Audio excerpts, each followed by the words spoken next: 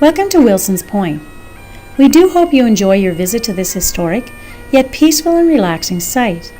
To help you better understand the significance of the point, we would like to explain the history of this area with emphasis on the Scottish influence. We would also like to explain what is here at the point for you to see and experience. Wilson's Point is situated at the confluence of the southwest and northwest Miramichi rivers. It is a small acreage, seemingly pointing itself into the downstream flow of these two rivers. Beaubears Island is to the south of the point, across what is locally known as the Tickle. Further across the river, in the same direction, is the former village of Nelson, now part of the city of Miramichi. Apart from the natives, the first known occupants of this portion of land were the Acadians at the time of their expulsion. They set up camp here temporarily while they awaited transportation to Quebec. Unfortunately, their experience was anything but pleasant, and many did not survive the harsh winters and the lack of food. Some of these Acadians are buried here in the unmarked graves. The Acadian camps were all deserted by 1760. The cairn in this picture was erected in 2006 to commemorate the Acadians' occupation of this site. The first English-speaking settlers to arrive in this area were William Davison and John Court. William Davison was born in Banffshire, Scotland, and was 25 years of age when he arrived on the Miramichi. John Court was from Aberdeenshire, Scotland. He made his home at Wilson's Point while William Davison lived at Elmtree, now Upper Derby. In 1765, Davison and Court received a grant of 100,000 acres of land in the Miramichi area. Beginning at the eastern end of Beaubears Island, this land extended up the shores of the northwest and southwest Miramichi rivers, a distance of 13 miles, as far as Red Bank and Quarryville. The area of Wilson's Point, also part of this grant, became the focal point of their industrial endeavors over the next 25 years. William Davison's main interest in coming to Canada, and particularly to the Miramichi area, was to establish a salmon fishery, catching, curing, and exporting fish.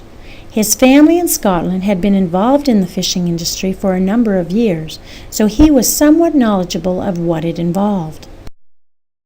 As the salmon fishery progressed, there was need for William Davison to have a means of exporting his fish to Europe and the West Indies, so he developed the shipbuilding industry. His 300-ton schooner called the Miramichi, built in 1773, was the first sailing vessel built here for which there is any record. It was presumably built at his shipyard on the north side of the southwest Miramichi, a few miles above Wilson's Point at Elmtree. It was the largest vessel built in New Brunswick before 1789 and the largest built in Miramichi for more than 50 years hence. During the American Revolution, William Davison experienced problems with American rebels partnering with natives and inciting them to destroy anything that belonged to the English settlers. Davison moved to Majorville on the St. John River in 1777, where he established New Brunswick's first masting industry, and as he said, earned a livelihood for himself and his family until times should change. And change they did. When the war ended in 1783, he returned to Miramichi, only to find that everything he had established here lay in ruins. But he began anew and soon had his fishing and shipbuilding industries operating again, to which he added a lumbering industry with the establishment of several sawmills along the river. The first of these sawmills was located at the Mill Stream, a sawmill industry that continued to operate there for more than 100 years. Although it seems that Davison and Court were primarily interested in industry in the Miramichi area, they also made progress with settlement along the river. The settlers were scattered along both branches of the river rather than being clustered in just one area. In fact, by 1820, the surnames of those living along the Miramichi would indicate a predominantly Scottish settlement. In her book, Ships of the Miramichi, Louise Manny writes, "By 1790 he, William Davison, had made great progress.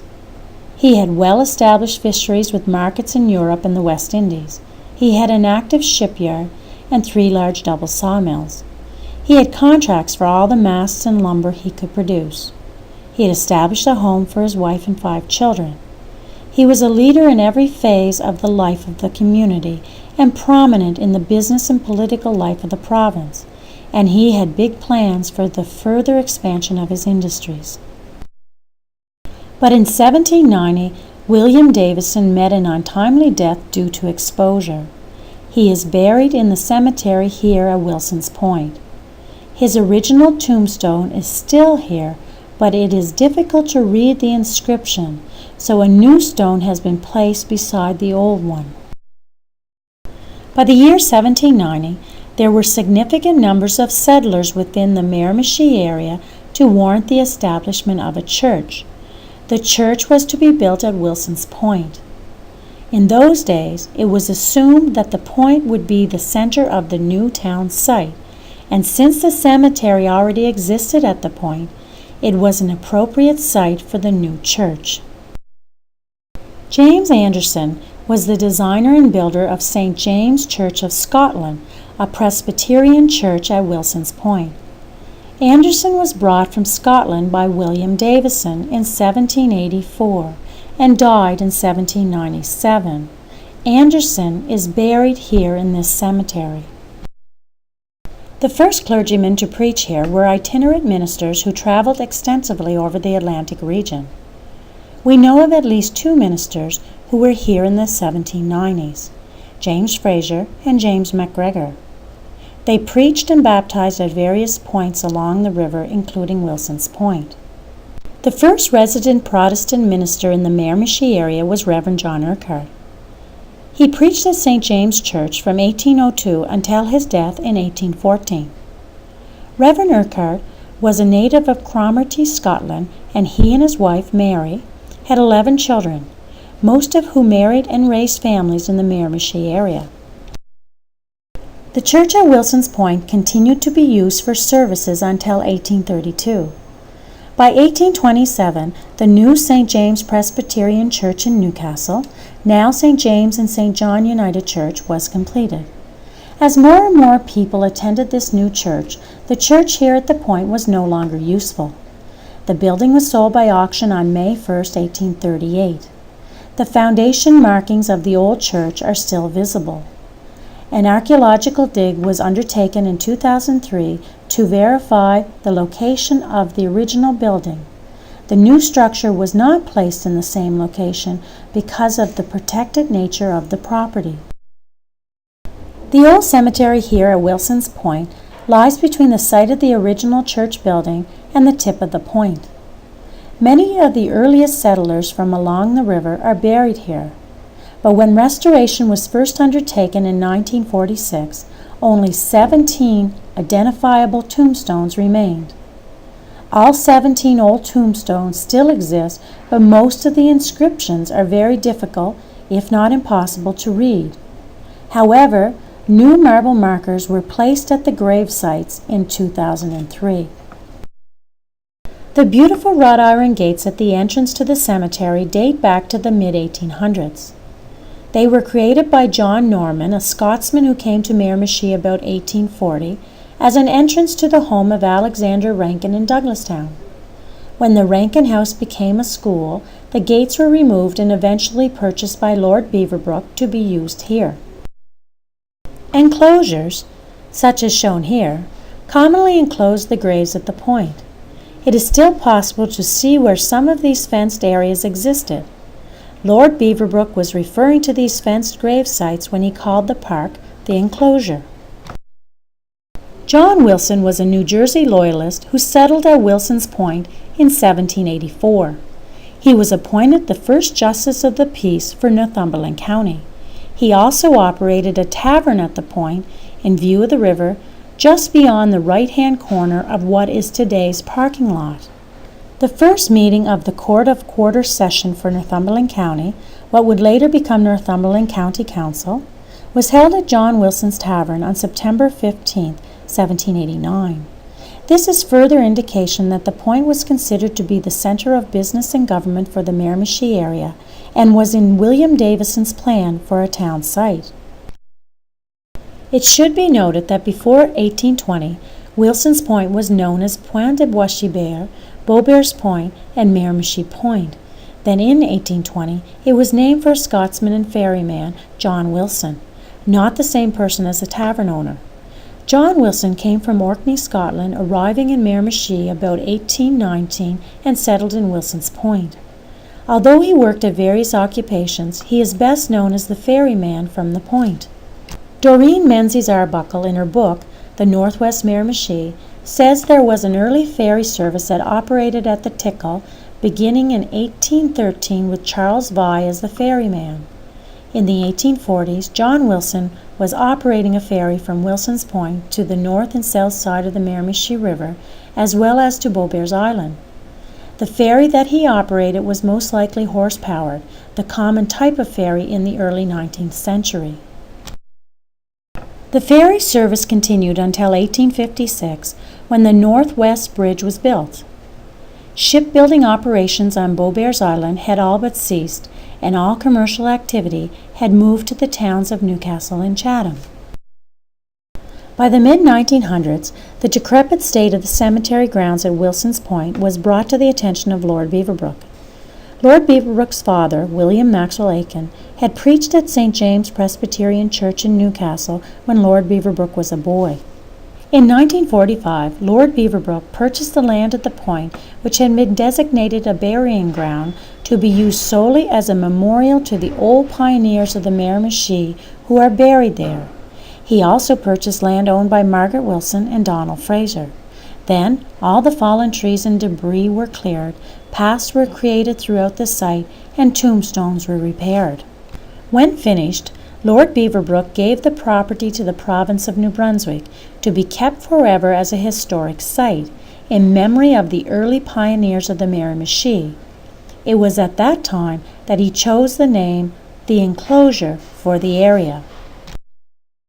In 2001, the New Brunswick Highland Society at Miramichi decided that the pioneer Scottish cemetery at Wilson's Point was once again in need of restoration.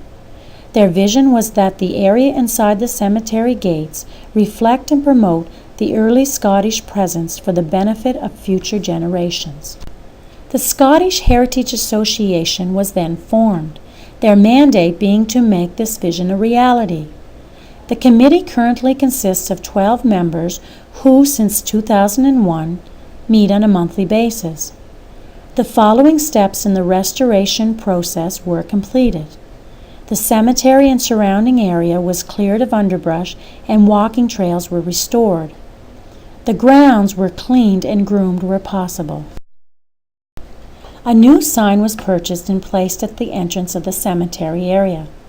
A monument to William Davison was purchased and installed on the grounds of the Interpretive Center.